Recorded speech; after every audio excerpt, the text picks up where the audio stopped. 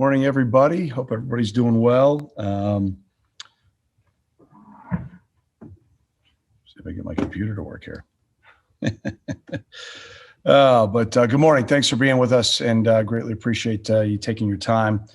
This weekend will be a great opportunity for us to partner with Helinski's Hope.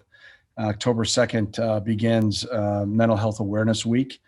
And we're looking forward to that partnership. And their guys are just terrific in their willingness to give and partner up. So, obviously we'll work to break down the stigma and offering quality resources and letting student athletes know how much we care and where they can find those resources. So, really honored to be partnering up with Helinski's Hope, and then hopefully raising awareness, through this weekend. Looking back to last weekend's game, our offensive player of the week was Evan Hall, and I just found out he was named the Big Ten's offensive player of the week. He had to be his own blocker a handful of times, but I thought our offensive line did a good job creating a new line of scrimmage, and he obviously had an outstanding day.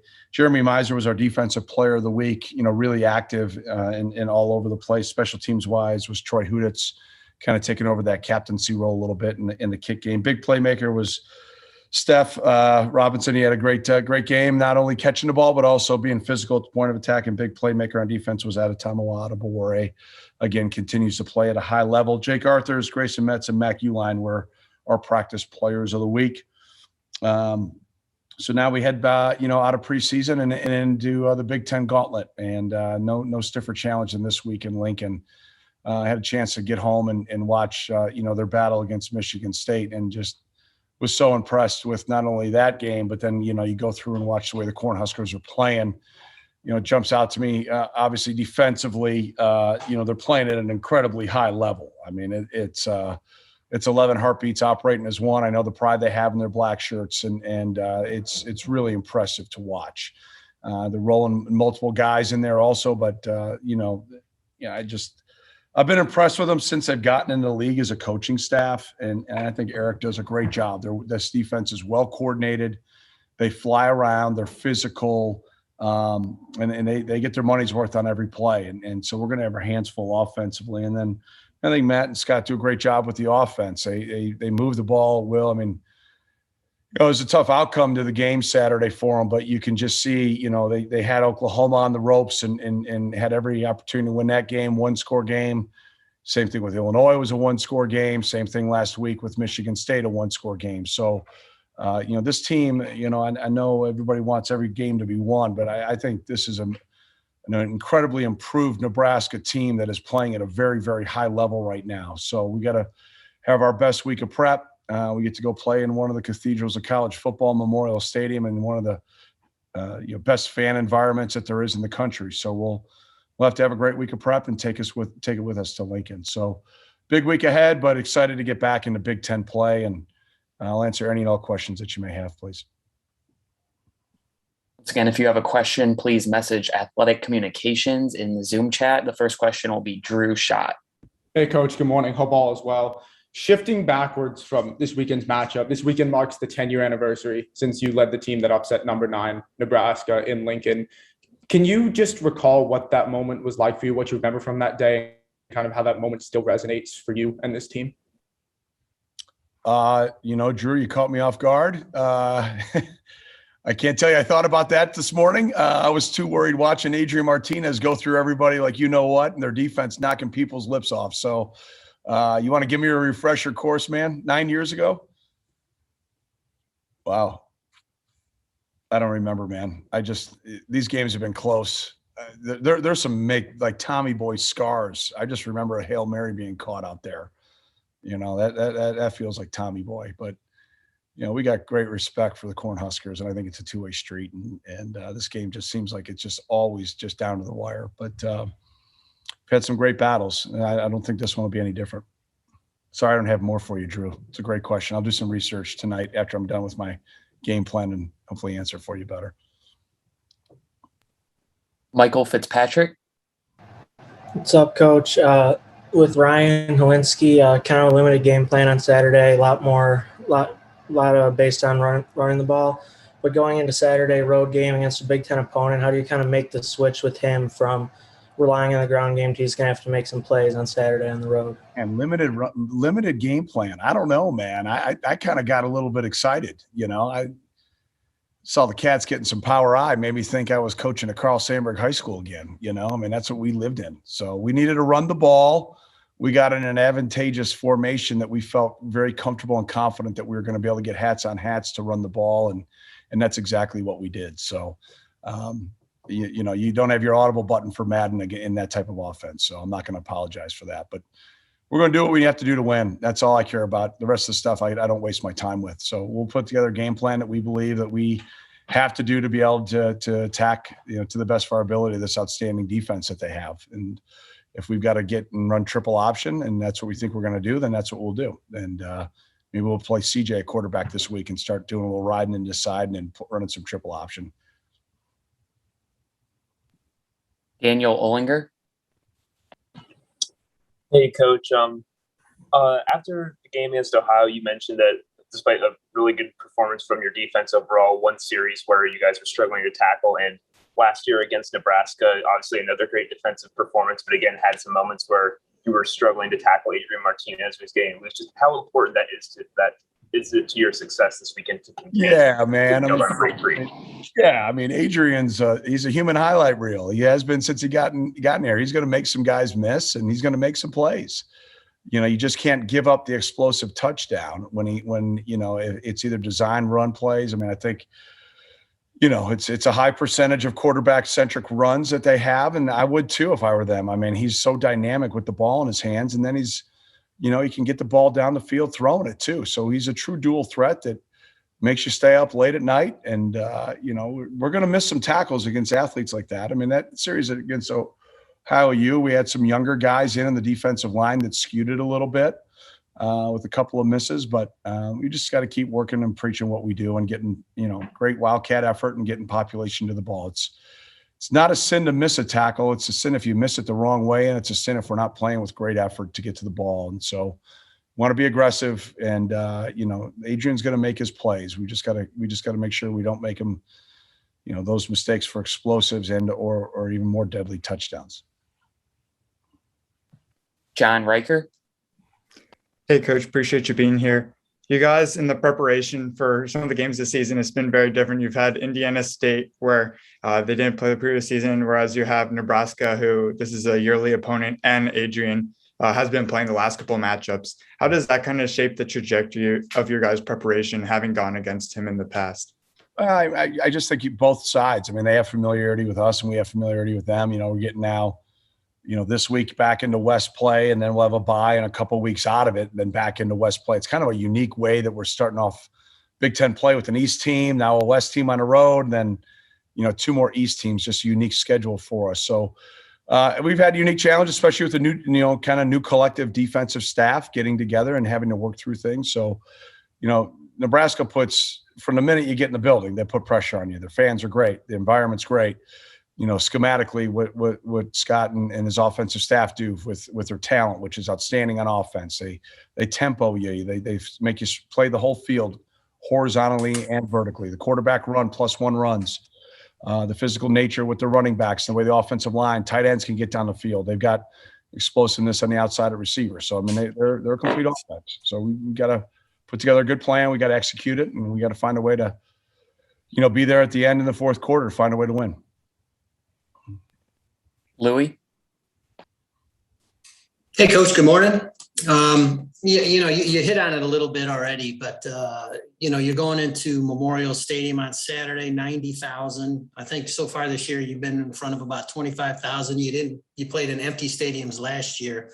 So what are the challenges associated with that? How do you prepare for it? And then, why does your team play so well on the road generally? Does that bring out the best in your team, you think?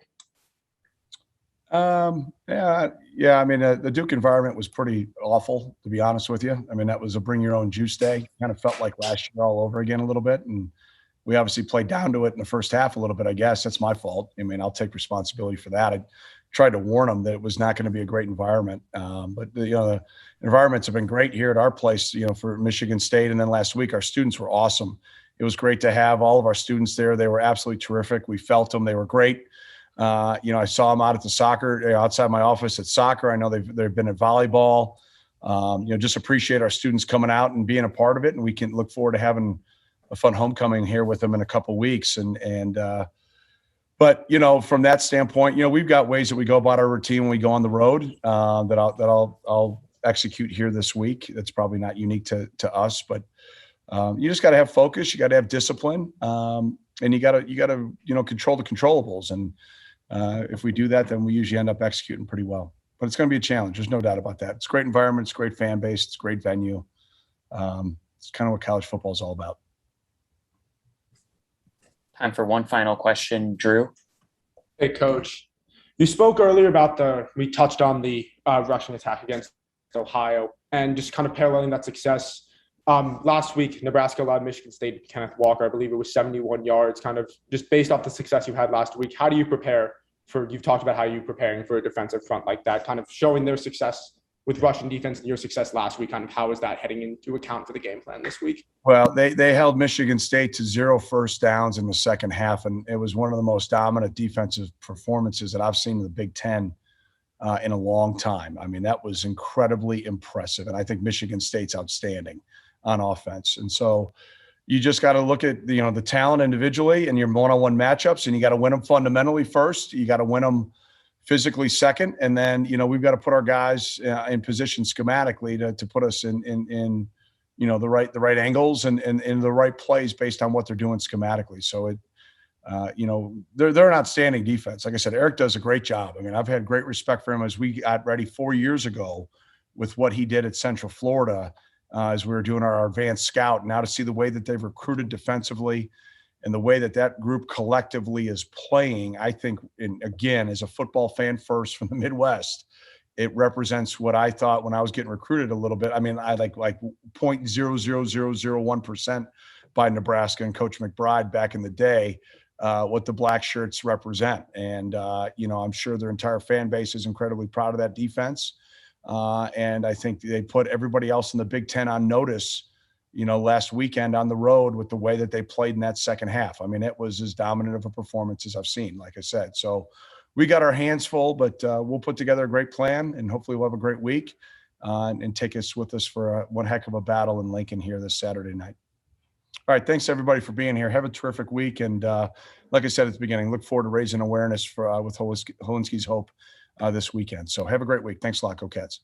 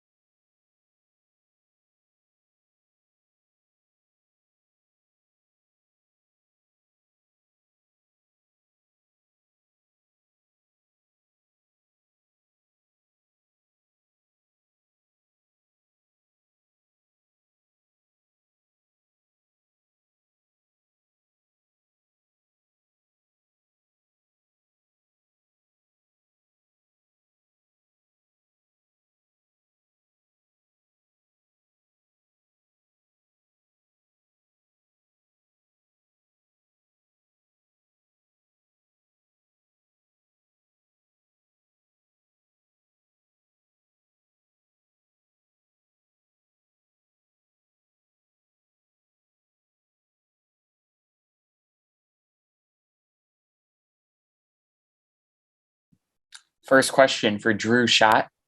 Hey, Peter, hope all is well. Coach Fitz just now in his conference really harped on the strength of Nebraska's defense so far, and especially with the rushing attack that you guys had last week against Ohio. I was wondering so far kind of what you've seen from that and kind of how you guys are preparing heading into this weekend in Lincoln.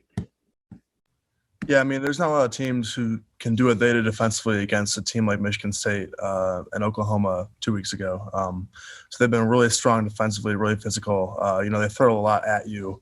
So it'll be tough for us. We got to be great in our preparation and our intensity this week and just go out and execute and be physical because they're going to bring it and they're going to execute really well like we've seen these past few weeks from them. Bennett.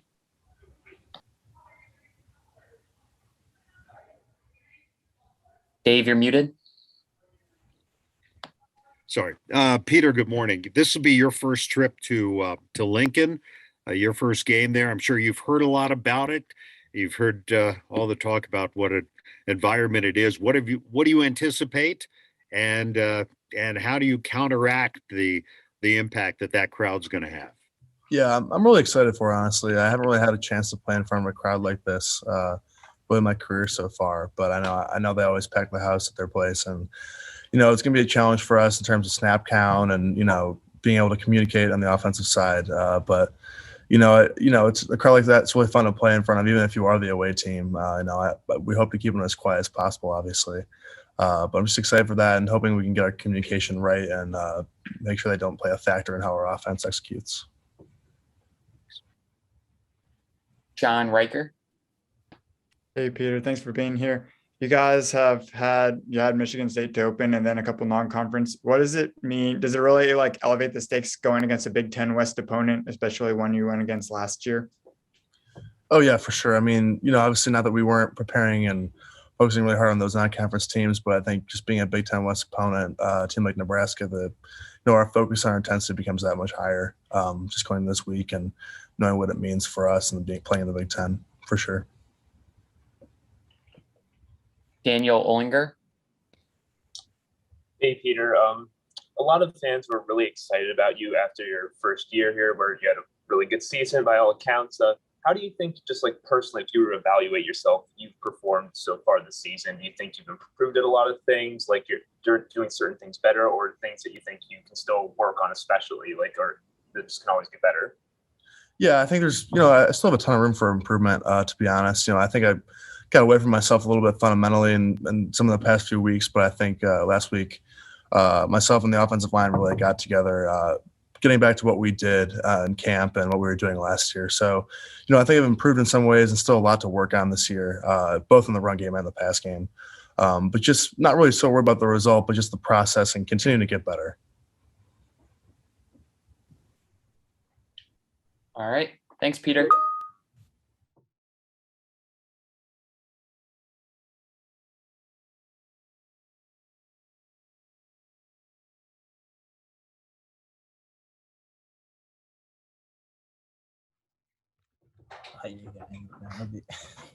You're unmuted. Oh, okay.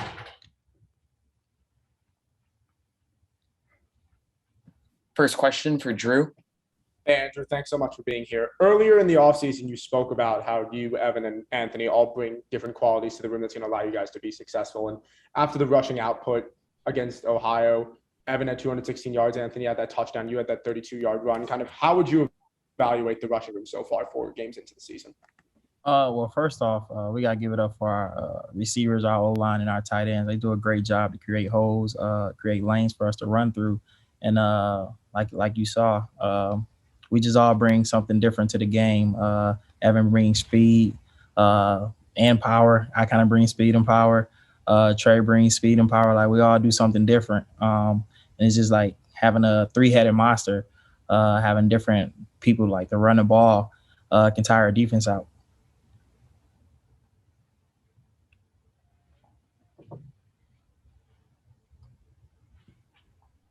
One from the Zoom chat, Andrew, question asking about your impressions of Northwestern and the football program after transferring.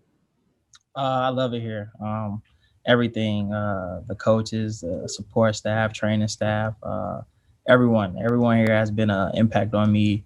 I hope I've been able to do the same. I'm honestly very satisfied with the choice that I made to come here. I love my teammates. Everything. I have no complaints. This is definitely one of the best programs across the country. And then academically, you just can't get better than a Northwestern degree. Drew Schott. Hey, Andrew, Coach Fitz in his press comments earlier really harped on the defensive front that Nebraska has, limiting them to, I think they limited Michigan State to 71 rushing yards last week. Kind of, what are you and your fellow running backs kind of aware of in Nebraska's defense, and what are you guys preparing for Saturday night before you guys head to Memorial Stadium in Lincoln? Our mindset always going to be match physicality with physicality, up front, across the board. We just got to be physical. We got to play hard. We got to play fast, and we just got to execute. If we're able to do all those things, I'm pretty sure we're going to be able to move the ball. We're going to be able to compete. And like Coach Fitz said, in the fourth quarter, we find a way to win it. So it's going to be a good competition. It's going to be a good test for us to see how we're able to compete with a defense that actually does fly around, a defense that plays hard, and we just got to show up. All right. Thanks, Andrew. No problem. Thank you.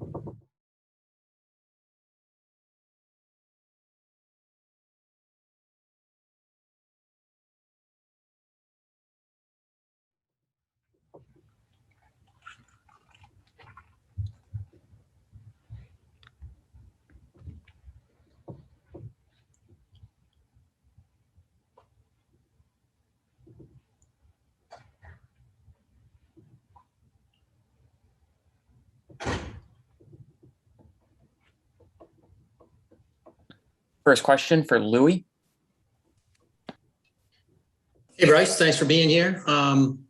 Fitz talked a little bit about Adrian Martinez and the challenges he presents. What do you think is the biggest challenge facing a mobile quarterback that can make plays like that as an athlete? Yeah, Adrian's obviously a great quarterback, can hurt you with his feet and his arm. We just got to make sure tackling, we're taking the right angles, making sure that we're flying around, getting to the ball.